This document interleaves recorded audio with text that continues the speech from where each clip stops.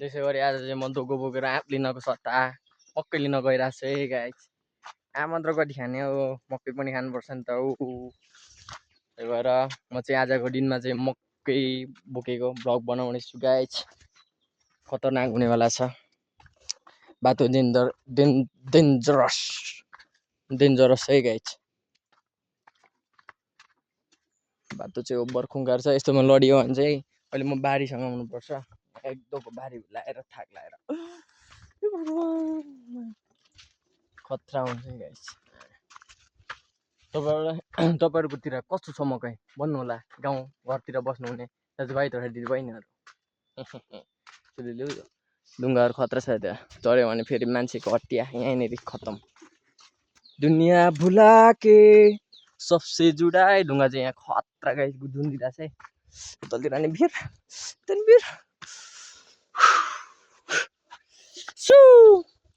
घुमाउँछु गाइस है तपाईँलाई। हाम्रो मेरो चाहिँ हल्का अगाउ मकै हो, त्यही भएर आज बोक्न गइरहेको बाँचिरहेको सुकिसक्यो, किनभने बाँदरहरू रुँग्दा दिमाग ह्याङ भइरहेछ। त्यही माथि यस्तो खराब छ कि आज चाहिँ घाम हल्का लागिरहेछ गाउँमा। जहिले हुसे कुहिरै कुरो लाग्छ। आज हल्का लामो जस्तो केही देखिँदैन त।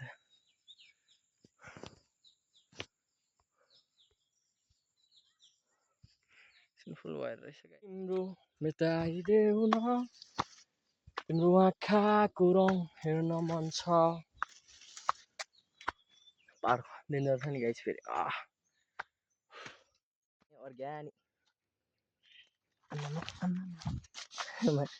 अर्ग्यानिक आफ्नै करेसा बालीको मकै अनि डोकोमा बोक्दा कस्तो होला गाइस, थाक लगाइलाग्यो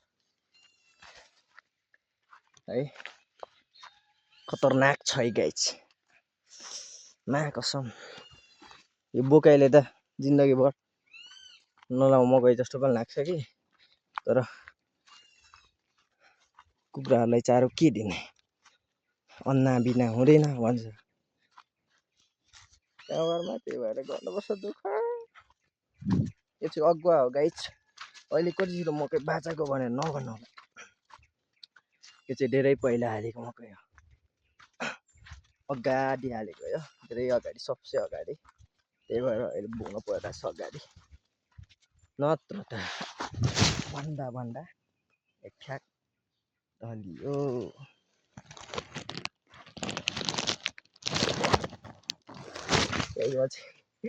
डलिसक्यो गाइस, यस्तो चिप्लो छ नि गाइस, पुरै अट्क्यो क्या, मकै नि ढल्यो। म्याच यस्तो गाह्रो हुन्छ नि गाइस, तर यस्तो स्ट्रङ हो नि म, ढलेर पनि मकै पुग्नु सफल न एभर। त्यहाँ चिप्ले गाइस म कसम यस्तो पेल्दिने। मेरो कुरा कहाँ थियो भने यो चाहिँ अगुवा हो गाइस। त्यही भएर अहिले छिट्टै बोक्नु परिरहेछ सुकेर भाँचेर।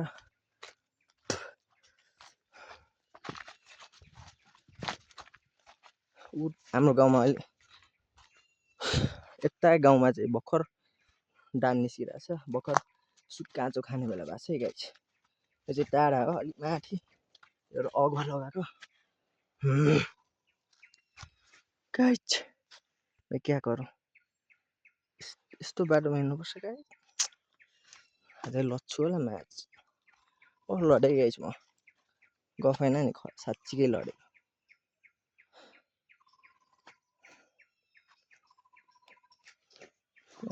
कहाँ टेक्ने ठाउँै छैन क्या।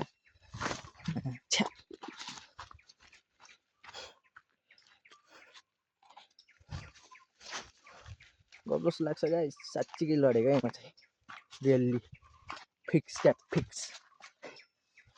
तर पनि पुग्नु सफल भएन, किनकि हल्का दिमागको इस्तेमाल गर्नुपर्छ।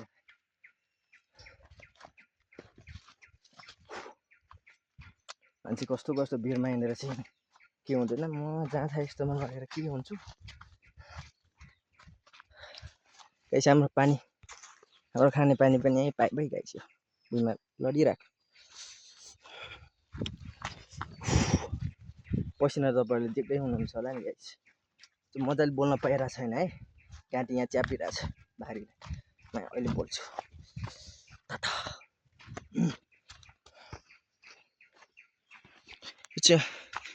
अर्को भात हो, गोठालो गर्ने जानु भात हो। बरे गाह्रो भयो, पसिना छ, पसिना गाइस।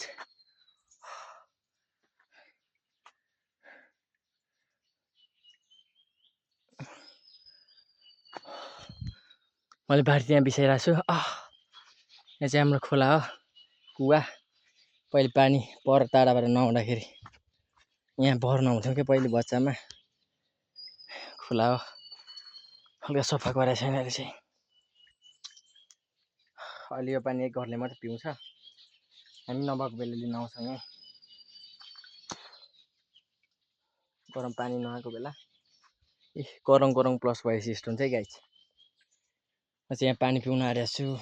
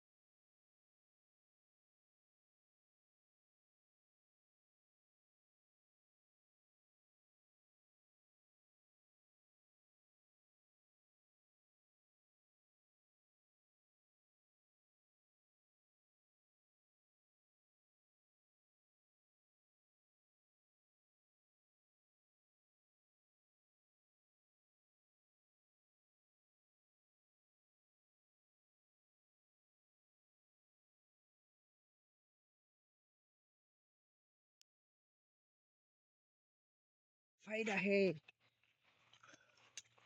खुट्टा यस्तो चिप्लो छ भने गाइस लडिँदैन त। यस्तो चिप्लोमा मलाई के बोकेको भारी भनेर नसोच्नु होला, किनकि घाम आउँदाखेरि बाँचिएको मकै एक्कासी बोक्दा बोक्दै पानी परेपछि छोड्ने कुरा हुँदैन है। भाँचिसकेको मकैलाई त उठाउनु पर्छ। त्यही भएको कारणले यो लास्ट धोको, त्यही भएको कारणले घडा मैले बोका हो गाइस। तर लड्दा लड्दा दिमाग खराब भइरहेछ, पानी पनि परिरहेछ, त्यही माथि पसिना पनि झरिरहेछ। अनि पहिलो प्रहार मेरो यहाँ थियो, लडेको प्रहार। दोस्रो प्रहार माथि भयो। खुट्टा बाजिन्छ नि गाइस, स्ट्रङ हुनुपर्छ, खुट्टा त क्राककुट हुन्छ गाइस होइन। हरेस खानु हुँदैन, डर के आगे जीत होता है वैसे ही मैं भी उससे हूँ, लेकिन इतना नमिठा चाहिँ कभी नहीं होना तुम लोग। यस्तो पाइला चाल्नु परिरहेछ गाइस। चिसोमा क्या, चिप्लो मुलामा चप्पल नि चिप्लिरहेछ क्या, नत्र मान्छे बचिने सम्भावना हुन्छ। तर चप्पल नि चिप्लो, बाटो नि चिप्लो, खुट्टा चिप्लिरहेछ, चप्पल कहाँ कहाँ पुगिरहेछ। खाली खुट्टा नि हिँड्दा हुन्छ हुन त, तर मेरो चप्पलसँग भने खाली खुट्टा त झन् अडिँदैन, बानी छैन।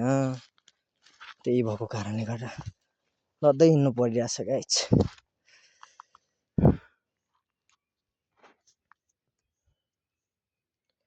चप्पल खोइ कहाँ, चप्पल छ नि गाइस। चप्पलको त कुरै मत गर, मेरेको कुरा गर बहुत ज्यादा। लगाइछ नि आजको भ्लग चाहिँ लगभग यतिमै म रोक्न चाहेँ किनकि मलाई निकै गाह्रो छ चिप्लोमा अब लड्नु त अझै पनि कति बाँकी छ नि लड्दै जानु पर्यो अनि आजको भ्लग चाहिँ एन्डिङ हान्यौँ गाइज धन्यवाद भिडियो हेरेर साथ दिनु होला गाइजहरु है सब्स्क्राइब पनि गर्नु नभुल्नु क्या यस्तो भिडियो त म कस्तो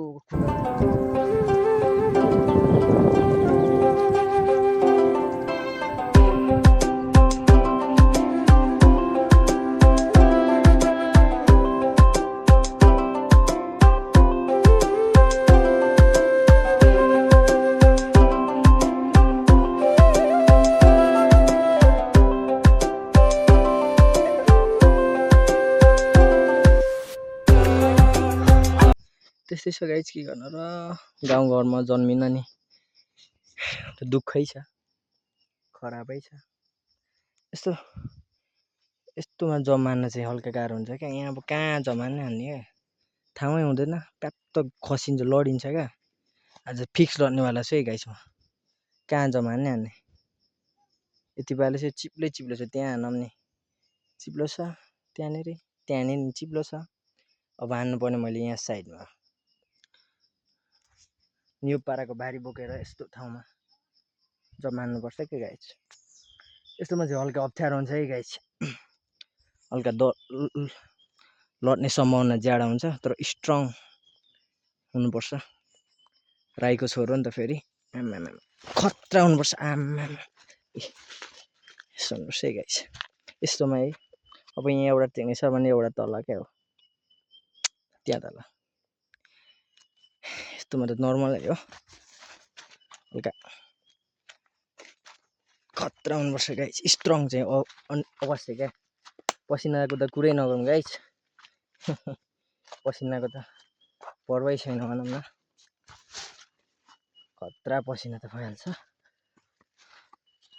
माथि अनि समथिङ 50-60 केजी हुन्छ होला यो एक डोकोमा 50-60 केजी चाहिँ फिक्स हो टाउको त हल्लाउनै हुँदैन नि ढलिहालिन्छ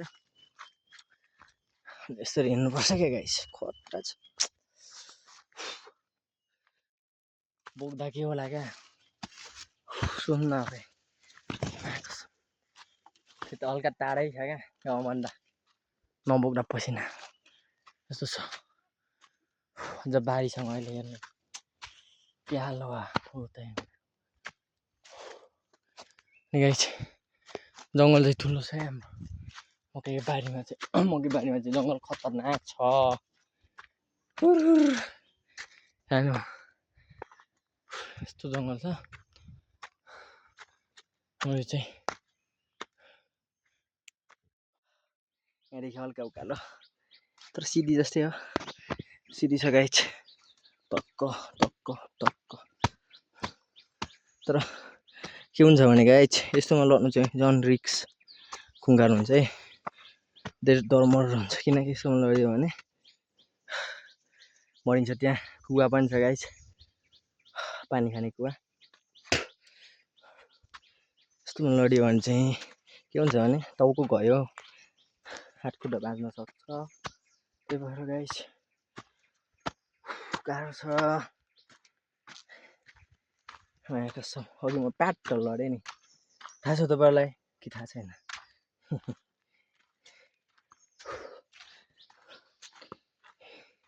हल्का तेर्सो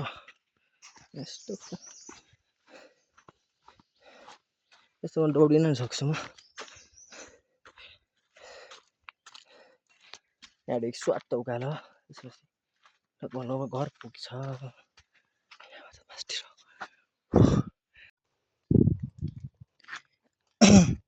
चिप्लो छ है गाइस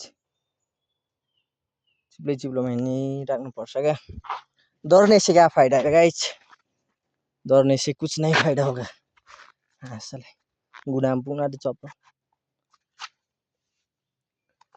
दौड़ने से क्या फायदा है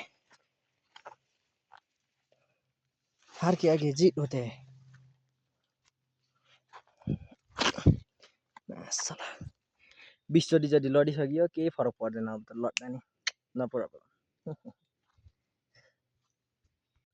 गाइस यो चाहिँ दोस्रो है दोस्रो बारी जस मान्छेको हल्का मासु चाहिँ हुनै पर्ने रहेछ गाइस बारी बोक्ने बेला डोको बोक्ने बेला चाहिँ डोकोको करङ र मान्छेको करङ प्लस हुँदा चाहिँ हल्का गाह्रो गाह्रो हुने रहेछ तर केही छैन लगाइछ दामी छ ठिकै छ भनौँ न है यसरी थाक लागेर हामी चाहिँ बारी बोकाउँछौँ गाइस बोक्छौँ है अनि गाइस त्यसो गाउँघरको अलि चल्ली भनेर सुत्नुहुन्छ भने चाहिँ हाम्रोमा चाहिँ आज चाहिँ कुहिरो हल्का छ घाम बढिजाडा चाहिँ घामको तापक्रम ज्यादामा चाहिँ यसरी बारी बोक्नुपर्छ कुहिरो आउँदा चाहिँ हुसी आउँदा चाहिँ जिरो त्यसपछि मलाई कम गाह्रो हुन्छ त ओह्रालो झर्नु पर्ने छ गाइस खतरा हुन्छ खतरा छ हुन्छ म तपाईँलाई मकै पनि देखाउन चाहन्छु कृपया कसरी छ र कति छ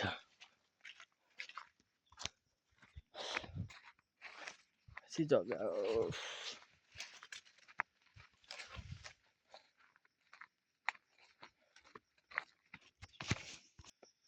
यो चाहिँ बेसारबारी है गाइस मेरो आँपको रुम छ सानो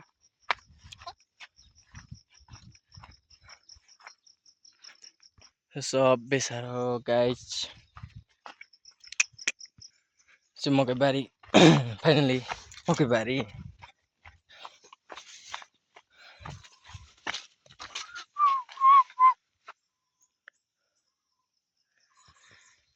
यो गाइस मेरो मकै बारी खतरनाक खुङ्खार र डेन्जरस यहीँबाट मैले भोग्नु परिरहेछ गाइस यति थुप्रिरहेछ यो सब मेरै हो सब मेरै टाउकोमा अझ बिल्ने भयो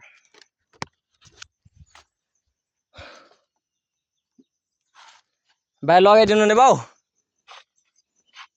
यो चाहिँ गाइस कतरको बुट पनि टक्क लगाएर मेरो खुङ्खारवाला छ है केही देखिएन फोकस फोकस